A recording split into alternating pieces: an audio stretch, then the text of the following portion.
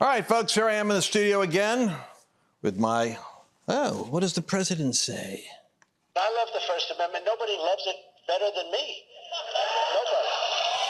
Nobody. Yeah. Who loves it more than I do? We're going to be talking with Ed Rush, fighter pilot, today about what the experiences were, his thoughts on what's happening with the bombing raids, any specifics that he as a jet Top Gun pilot would tell me. But I'm on my way into the studio. I'm going to do this one more time. I'm going to show you something. I've never been able to do this since I was a kid.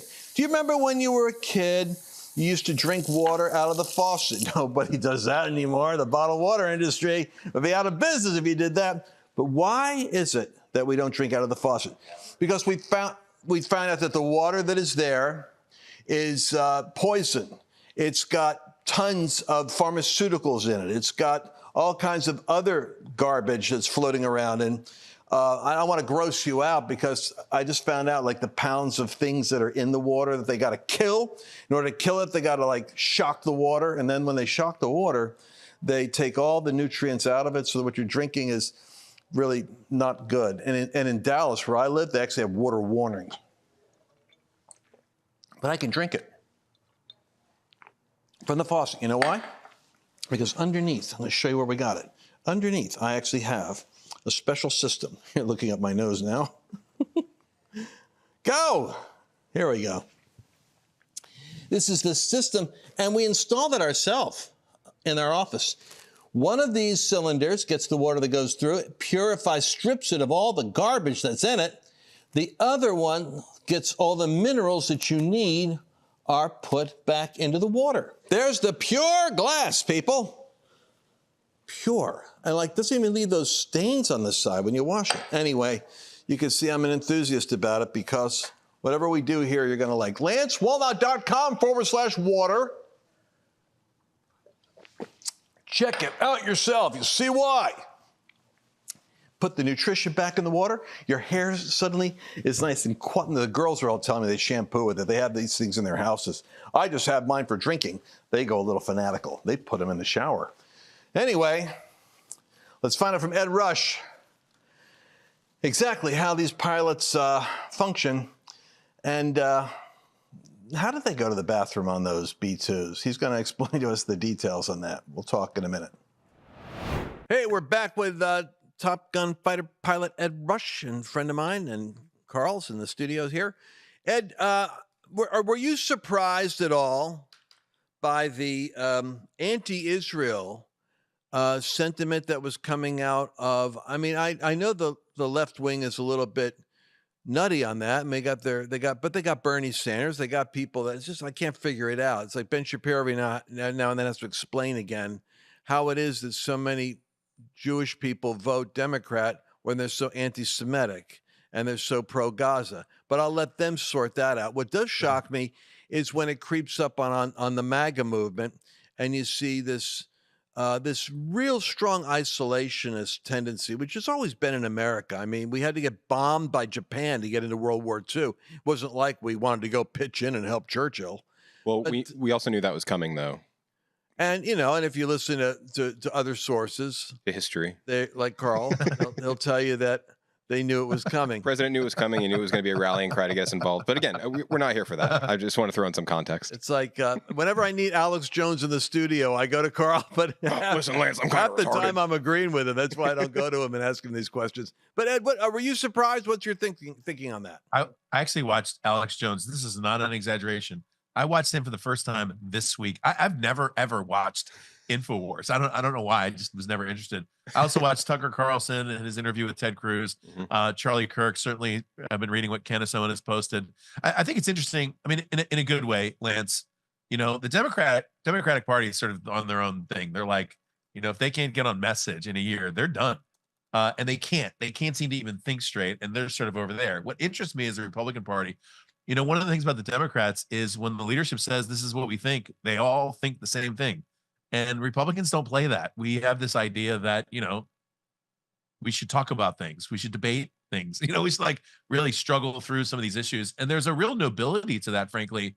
And then also sometimes it just sends the problem in another direction. And I think a lot of people, I mean, there are folks like the comedian Dave Smith? I can't remember. Yeah, Dave Smith, a comedian, Mhm. who's like, I regret voting for the president. I'm like, that's a way too far. We haven't even pulled the trigger on anything. And the truth is, as Ecclesiastes says, there is a time for war. I mean, not every Jeremiah 6 says, woe to those who call peace when there's no peace. There is literally a time when you are called to action. There's times when Israel is called to action. There's times when we've been called to action. And I think this is an appropriate action. I don't think putting ground forces in Iran over regime change at the moment is appropriate. I think what we did was appropriate. And I can't figure out why. I think some of those folks are just attention seeking, honestly. But I can't figure out why we can't get behind the president and, frankly, get behind Israel as an ally. And I think that, the smart answer for me was, when most people wouldn't accept it, is, look, man, Trump's instincts on all of these cats. I mean, he is the last guy to get played at the table. He's not going to get suckered in or deceived by Putin or by Xi or by Lindsey Graham or by Bibi. I mean, the guy is a shrewd New York, dealer and deal maker. And so what I'm thinking is he has the intelligence that he needs. And he's got enough sources talking to him. So if he is alarmed by whatever it is, he got some information that let him know that not only can Iran not have a nuclear bomb, but they are dead set on getting one. And I'm not sure that he didn't feel like finally it's now or never.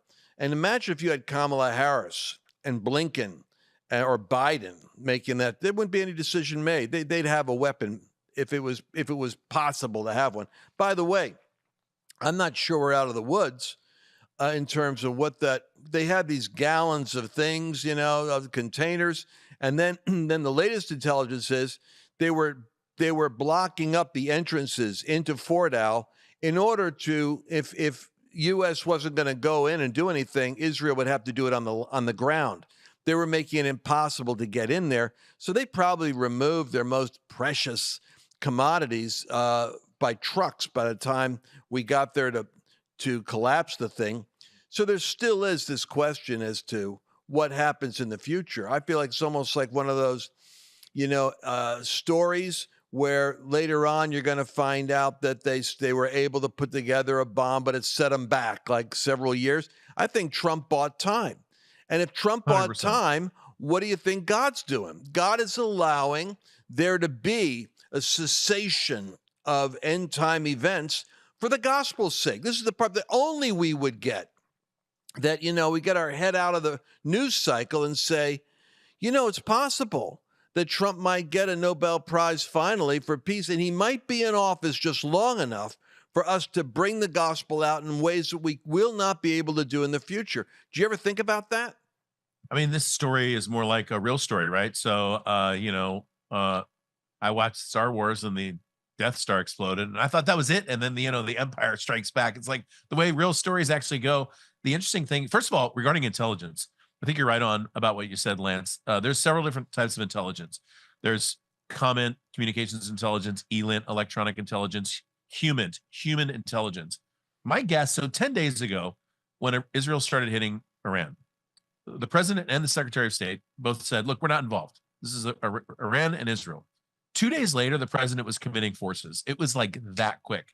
And my guess, when he came back from the G7 early, is that Israeli intelligence presented something to the president of the United States that was so shocking, terrifying, and actionable that we needed to move forward.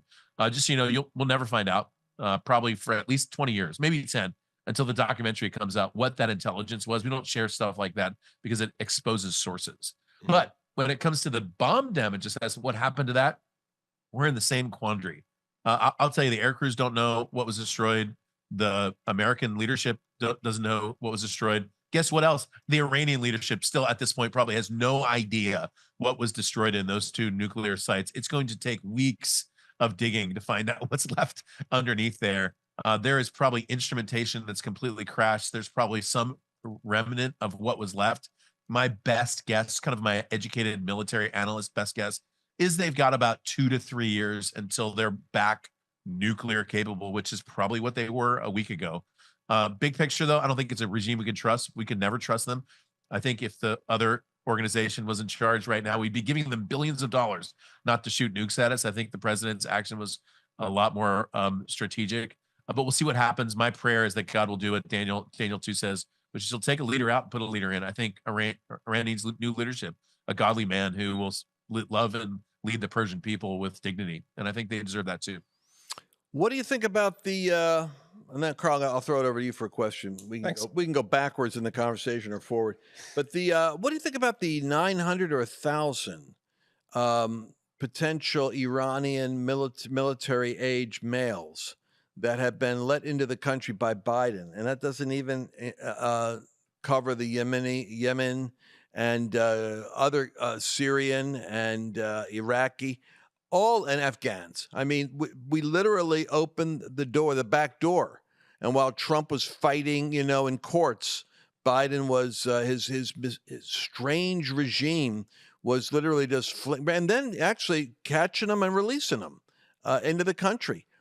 I don't believe we're out of the woods yet in terms of domestic terror potential. Boy, it's something to pray for. I mean, let's put it this way. Anytime someone immigrates to America, if there's 900 to 1,000 illegal Iranians coming into the country, there's probably a handful of those who are Chaldean, Christian, who are looking for a better life. There's also probably a small segment of those who want to do harm to the United States of America. We met a whole prayer group this week. We were praying specifically for the safety in our country, that terror cells would be thwarted, or the FBI would do their job and actually find and eliminate those terror cells, or that bombs would malfunction. It is definitely a factor for prayer. I think as believers, it's important to pray for our safety right here in our country. There's no question that the last administration left us in a hurt locker when it comes to domestic terror cells. I can only hope the FBI will do their job in the next 4 years and find those and root those out. And you just make a good point, and that is that a lot of the people that come over here, a lot of them are not the extremists. The problem is, and this is my suggestion to Washington, that while the president, he opened the door to the fact that, hey, we have people that have been here for 20 years in the agricultural field and also in hotel industry, and we don't want to be common sense. He's saying we don't want to be pulling people out that are actually good workers, loyal to America, work well, and then deporting them. We want to focus on, and then the MAGA base goes crazy. Like, he's backing up from his policy. We got 25, 30, 40 million of these people in the country. We can't sustain it. So I suggested this week that what he should be saying is, what I feel tested with a lot of people, is that the people that came in under Biden over the last 36 months to 48 months of his administration were the least vetted, most dangerous, and therefore, since prisons were being let out and insane asylums, we should be rolling back on anyone who came in under the Biden regime. That's our primary focus. Criminals and someone in the Biden era, because they don't have a 20-year agricultural relationship with a farm. That makes sense. So I got that. I said, get that to the White House. I was in Washington. Yeah. I said, this works on the street because I got pastors that are Latino, Hispanic, and they're going, we have good people in our church. I don't even know if they're legal. I go, I think we need to roll this back to whoever Biden let in, and we should be chasing everybody. Yeah, I mean, what you're talking about, and Lance, and the reason why this problem hasn't been solved is it's a complicated issue. I mean, this is an issue that is caused by Congress failing to pass comprehensive immigration reform. We live in a very technologically savvy world. It should be very simple for people to immigrate to the United States. It takes way too long and it's way too difficult. And the incentive is to come here illegally. I live in San Diego. This issue hits close to home. We had a woman in our church who is illegal. She's been here for about 20 years. She took a wrong turn. She's like the tamale lady at our church. Like, everybody knows her. She took the wrong turn, drove into a military base, and the military deported her.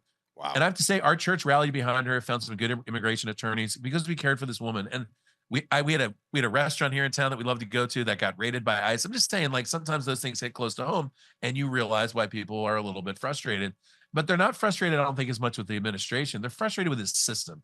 And Congress, who can't seem to get off their hands right now and pass anything. It would be really great if Congress just got together and made it easier for people to come into the United States of America. We just found good people, entrepreneurs, people who wanted to come here and work well and change the country for good. Like, I'm on board with that. We got lots of room. but Congress needs to do something. Otherwise, it's a problem that we can't solve. Carl, question. Yeah. So one point just to the illegal immigrants. One thing that I've heard is that illegal immigrants are less likely to commit crime rather than naturalized citizens, which is really just flabbergasting on its face, because the fact that they're an illegal immigrant proves that they've already committed a crime. So the idea that they will commit less crime than somebody who isn't on record as committing crime is just kind of a weird faux pas. But the question was actually tying into the 2 segments ago, as well as the previous one, when we were talking about Israel and the support for Israel in America. It seems like a lot of Christians just give carte blanche permission to Israel to do whatever they want. And it seems like Ted Cruz supported that idea in his interview with Tucker Carlson, where it was like, no, the Bible says people who support Israel will be blessed, and that's what we're supposed to do. That doesn't, in my opinion, and again, this is why I'm asking the question, in my opinion, that doesn't mean it just gives carte blanche permission to any leader of Israel to do whatever they want, and it's anointed by God, and it's totally fine. It seems like we do need to have some type of higher order thinking skills in play. And it also seems to me like that's a lot like what you were talking about with the left and the liberal agenda, where somebody from on high says this is okay, and then everybody falls in line, comrade. But I'm seeing that on the right now with Israel support. So I guess, how do we navigate the nuanced conversation around supporting Israel while still not allowing for war crimes, for things that are adamantly against the international policy? Yeah, it's a great question, Carl. It's a nuanced question about a nuanced issue, actually about 2 issues. So you brought them together, I think, really well. You've got Israel and the United States, you've got the immigration issue, and both of those issues are grade A level, 15th grade kind of discussions that have devolved in America down to about a kindergarten level. Right. Orange man bad is a kindergarten response. And I'll just say, like, I love our president. I pray for our president and I support our president. And not everything he says I agree with. I was not a fan of the last president. I prayed for the last president, but there were actually some things he did that I did agree with. Like, we don't live in a kindergarten world where it's so black and white. Like, there's very nuanced issues. And I think with regard to Israel, biblically, we're very safe, right? So it says, I'll bless those who bless you, and I'll curse those who curse you. So we bless Israel.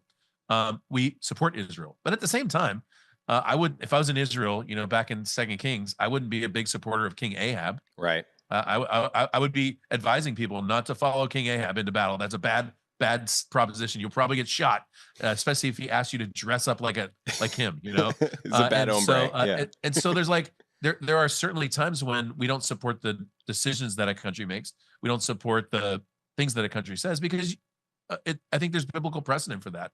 And I think you're right, Carl. Like, sometimes Christians get a little myopic when it comes to not only Israel, but also just the issues at hand. Like, immigration is a complicated issue. And when you have someone in your church support it, you're like, man, I don't know. Like, you start to realize, I think we should for sure get all the rapists, the serial killers, like the terrorists out. Like, it would be really great if we got rid of all the horrible people. But at the same time, like the Somali lady, I don't know, there's like probably a way that she could probably stay and serve our country and become a citizen. It would be amazing, So yeah. They're very nuanced issues, which I say requires conversation and not, we should shut Twitter down for like 3 years, have Congress actually meeting silence and actually just. All right. Well, I gotta have to go. My producer's making me shut the show down now before I guess we lose our I lose my entire MAGA base. But, Carl, I just checked out on AI. A study from the Cato Institute, but it's left-wing institute. Undocumented immigrants had a criminal conviction rate of 782 per 100,000, compared to 1,485 per 100,000. And so they have fewer crimes per 100,000 than citizens, which begs the question: if you didn't have the 100,000, you wouldn't have the 782 crimes. We'll leave that for another show. That's a nuanced issue. That's what I'm saying. That's a nuanced issue. All right. Well, ladies and gentlemen, I don't know where the time flies. I mean, we're just having a conversation here like we normally do, and just got carried away. Got a lot more to talk about, but you'll have to watch tomorrow to see the rest of the message. Clean, safe water. It's the foundation of a healthy home. But hidden contaminants could be putting your family at risk. That's why there's Sentry H2O, the smarter way to protect what matters most.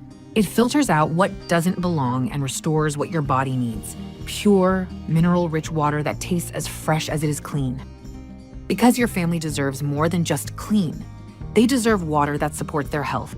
Go to lancewallnau.com/water and use code LANCE to save 10% on your water wellness system. That's lancewallnau.com/water, code LANCE.